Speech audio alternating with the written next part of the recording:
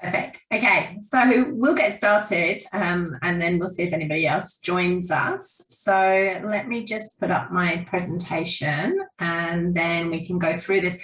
If you want to talk to me, actually, there's only yourself and myself in here today. So we can have a chat about your specific grant application if you like. Let me just start with sharing this screen and okay. Great. Can you see the screen okay? If you want to, you can just pop questions in the chat box, but as I said, feel free to ask me questions as we go through. And I will try and cover off on all the things that you need to prepare. Obviously, if you're applying for the, if you were applying for the current grant funding that went through, should have gone through on the 4th, then we can have a little chat about that as well. If you want me to have a look at your application, let me know. So this workshop is brought to you by Business Station, and if you're not doing digital solutions, I thoroughly recommend that you do so. Digital solutions program, we do 7 hours of one-to-one sessions and workshops. So it's a really good scheme for anybody, and it costs you just $44. So it's a great scheme. Now, a little bit about me. So I've been in marketing for close to 30 years. I have worked in a really broad range of different industries. I keep marketing really simple and therefore just effective because it's simple. And I've got a lot of experience from working in agencies and shopping centres and so on. And I do it because I absolutely love it. So let's start off. There's millions of dollars in grant funding to eligible businesses every year. And the main thing you've got to remember is that the successful grant applications are backed by detailed research and solid preparation. So you need to get prepared before you even start. And when they give you the warning that they're releasing the grant funding on a certain day, that's the time to prepare everything. So make sure that you can dedicate enough time and resources to getting everything ready that you can. There's no magic formula to this, just some basic principles. So we're going to have a look at finding funding, preparing the application, building, making sure it's a strong application, and looking at some of the supporting documents. And one thing I want to say here is perseverance on the day, because it's a bit like buying concert tickets. You have to be ready to jump on when they say they're releasing them. So if it's 9 a.m, be ready at 9:15 and ready to log on with everything ready. I always suggest that you put everything together in a Word document so you can just copy and paste it in. So where can you get funding from? Okay, well, funding you can get from a multitude of different places. So you've got ABLIS, which is industry-specific grants. You've got Queensland Government Grant Funder Tool. You've got Grant Connect. There's coronavirus-specific grants. So have a look around and sign yourself up for as many news information letters that you can get so that you know when the grants are coming out. Now, this is what we're going to have a look at. So we're going to go through these bits bit by bit and have a look. Now, this is just a typical, obviously each grant is slightly different. So just make sure you read all of the terms and conditions and the eligibility and selection criteria before you even start the application. You want to really have a good look through it and see if there's anything that's being mentioned as a keyword phrase. For example, if they mention women in business, make sure that you address that in your application. When the applications go through in the first place, they go through a computer system in the first place, and that will pull out anything that's not relevant. So if your grant doesn't meet the criteria in that first stage, you're not even going to get through to being in front of an actual grant approver. So make sure that you're careful in how you word things, that you follow through in what they've asked for. They always give you access to application guidelines, terms and conditions, frequently asked questions. And don't forget that you do need to get a signed statutory declaration from a JP. And you can find those in most shopping centres. And get it in advance because it doesn't actually expire. It only changes if the actual grant changes or the details on the stat dec change. So let's have a look at eligibility. These are some of the processes. So you want to keep it logical and easy to read. You want to keep your answers really short and to the point and easily understood. And try and keep your formatting consistent throughout. So you've got like your headers and your subheaders. Remember, there's a human reading this at the end, and they want to be able to just easily read through it and say, yep, tick. So the more complicated you make it and the less friendly to read, the more likely you are not to get approved. So you want to keep it really simple. Use keywords from the guidelines and the assessment criteria where appropriate, and write factually. Don't use words like hope, could, might. I'm going to do this with this. This is how we will spend the money, not this is how we would like to spend the money or hope to spend the money. Right answer, unique answers to all the questions. Some may sound similar, but make sure that you've got a different answer. And don't exaggerate with any of the phrases, because there is a likelihood that if you're successful that they will audit you. So make sure that what you're saying you're going to do is actually factual and that you will actually do that. They do ask for quotes, and so you can go out to a couple of local businesses for those quotes, but make sure that they are over the amount that they say. So in the small business grants recently, they say 5,000. So I always make sure the quote is over 5,000. Don't be spot on with it. And basically, what you want to do is identify the range of project outcomes that may be achieved based on the worst case scenario, and then don't say the word may. We will achieve this, and have a look through and say what, exactly what you're going to do, but make sure you're doing it to the criteria that they're mentioning in the grant and exactly how you're going to spend it. So there were 4 areas in the recent small business grants. You pick one area, you can't pick multiple, you just pick one area. And so if you're going to go with websites, then that's the area you need to get your quotes for. And then you want to provide a short assessment of the likelihood of how successful you're going to be in using. So demonstrate that likelihood of success, and always include budget details. And if you do have to use any jargon, then include a glossary at the end. Remember, you're guiding your reader through. So remember, they're a person, as I said, they will go through a computer to start with, but then you'll end up with a person that will actually tick yes or no to whether you get the grants. And these assessors might be unfamiliar with some of the words that you use. So if you use acronyms and things, try to avoid that, or perhaps put them in the full term in the first place and then just shorten it down later on. So eligibility, these are kind of some of the things that when you read through and familiarize yourself with the grant, that they are likely to say to you. So have a good read through and make sure you are eligible. You've got to have, in the case of the small business grants, usually under 20 employees. You've got to be GST registered. They usually want a Queensland head office, and your turnover of less than 300,000. So just have a really good look through and gather together details of your products and services, your experience and your skills, your key personnel, a description of your business and business plan. So you've got it all there, so that if they do ask you any curly questions on the day and throw anything in that you haven't thought of, you can quickly answer that with what you're going to be doing. Plan out a scope of works and how you're going to use the grant money, and I'll show you how to do that. And always make sure that you've got enough time to lodge your application. The application details, simple, you just fill in your details, and because they will transfer the money directly into your account.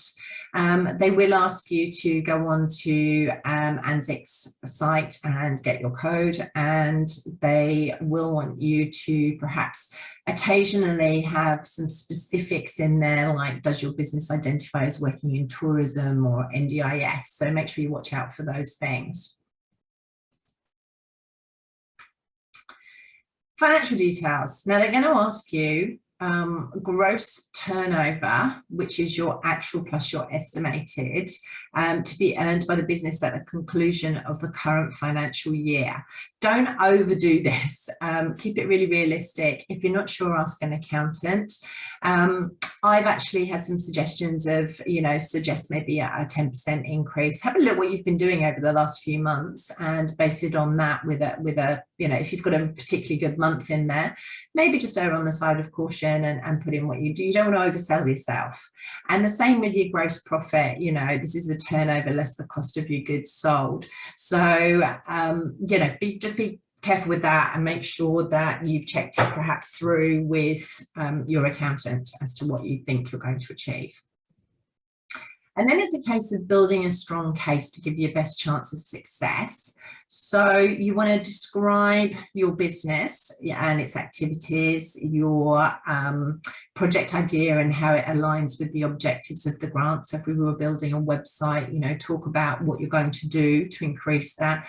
Perhaps get some advice from somebody that builds websites so that you can talk about search engine optimized and SEO friendly content and links and all of those kind of things that will help customer relationship management tools, new photography, all of that kind of thing. So you make sure you know what you're putting in there is what they want to hear you're going to do with the money.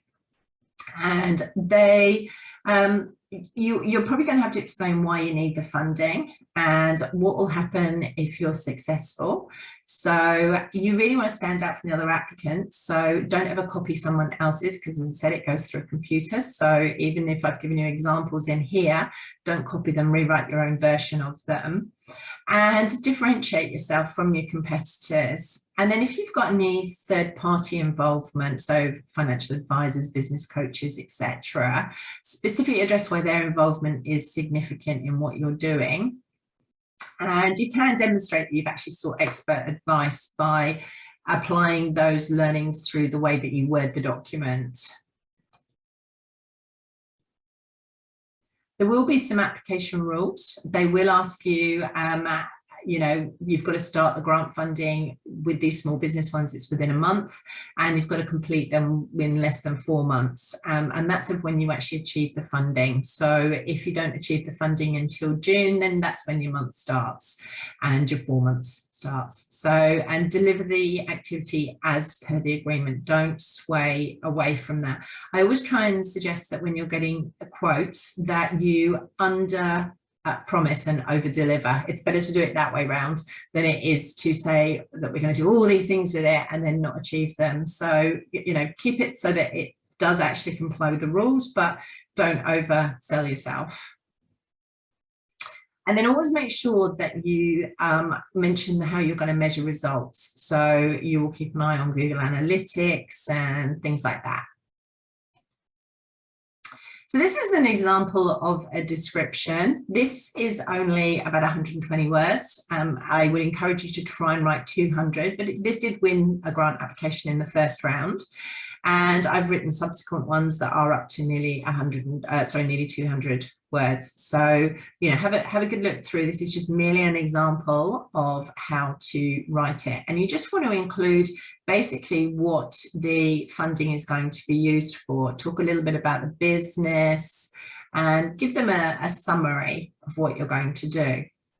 Now, then you want to probably do a project scope. So a scope of works is basically putting together how typically the activities that you're going to do, how you're going to deliver it, and then the timeline in which you're going to deliver it, and any project management measurements that you've got.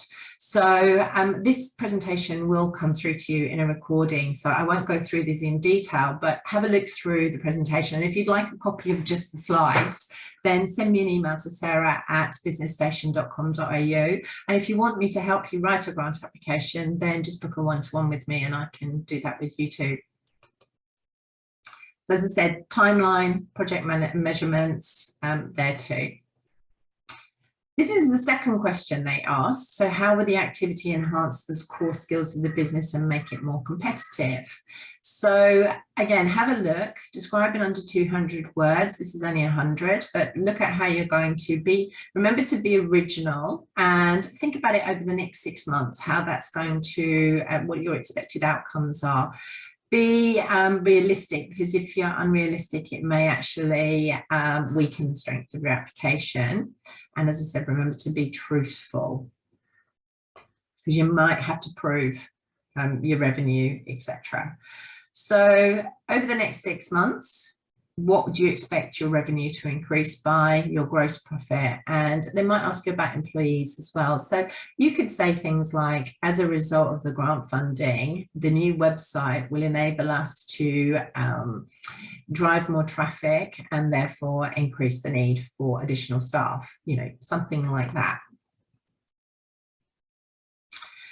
And then the other thing they're going to ask you for is describe in under 200 words how the grant will assist with growth. So, and as I said, these questions might be different. They might word them slightly different.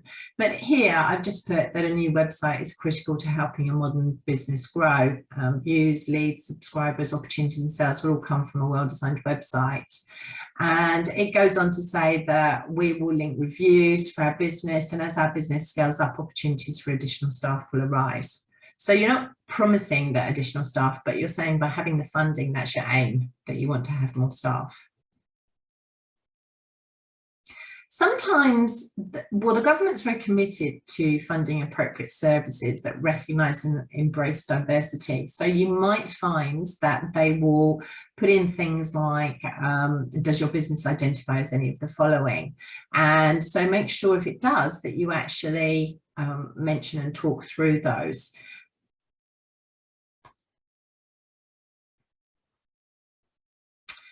Once again, it's then going to, when you're going to submit the application, you just need to check through and make sure that there are no curlies on this. So check before you submit, check you've got the supplier names, the details of the grant funding, you've got your formal quotes dated correctly as well, because they want it dated within a certain amount of time. So you can't be dated prior to the funding being released. And that you've got your signed statutory declaration. You do not want to be doing this on the day. This all needs to be ready, prepared in a Word document with all your attachments there so that you can just simply upload them in the morning. As I said, imagine you're applying for concert tickets and they go, and if you don't get on, just keep trying, they crash the system this time. You do have to sign up at the moment for a Smarty Grants profile as well, so that you can lodge, and that's where you lodge the application through the Smarty Grants. So get prepared and make sure everything is ready, and then get people to check it for you, so you make sure there's no typos or anything like that in there, and that it all makes sense. Now, what they're then going to do is they're going to email a receipt. So check your junk folder. And if you don't get the receipt, then check with DESBIT, which is the Department of Small Business Employment and Training, and see where, did they receive it okay. This is what a statutory declaration looks like. So this is what you need. You can go to a JP. As I said, there's many of them in shopping centres. They're usually there from 10 till 2 most days, probably 10 till 12 on a Saturday. And just go down there, maybe print yourself one off online, make sure you get the right type of statutory declaration. And then, because we want the one for state of Queensland if you're in Queensland, but if you're doing that in Western Australia, then obviously make sure that you've got the right stat dec. And this is the kind of things that you're saying, that you do solemnly and sincerely declare that I'm the business owner or director, and that you're at the time of applying for the grants, I have an expected turnover of 300,000 or less for the current financial year, and I meet all the grant eligibility criteria. So as you can see, there's no date on that as such. So if you're constantly reapplying, then you can reuse the same statutory declaration once you have one, as long as the details don't change. That's pretty much all I can tell you. It is a very simple process. It's just about taking your time to go through and have a good look at what's going on, and make sure that you thoroughly read the criteria and the application pack, And does anybody have any questions for me? Ashley, did that all make sense?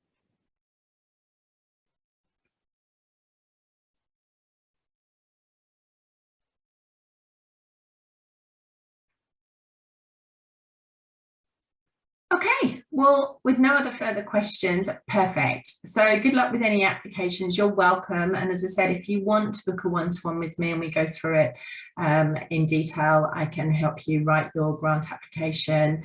I have a strong background in marketing and digital marketing, so anything from strategic marketing, coaching, and website designs, I can help you with all of that.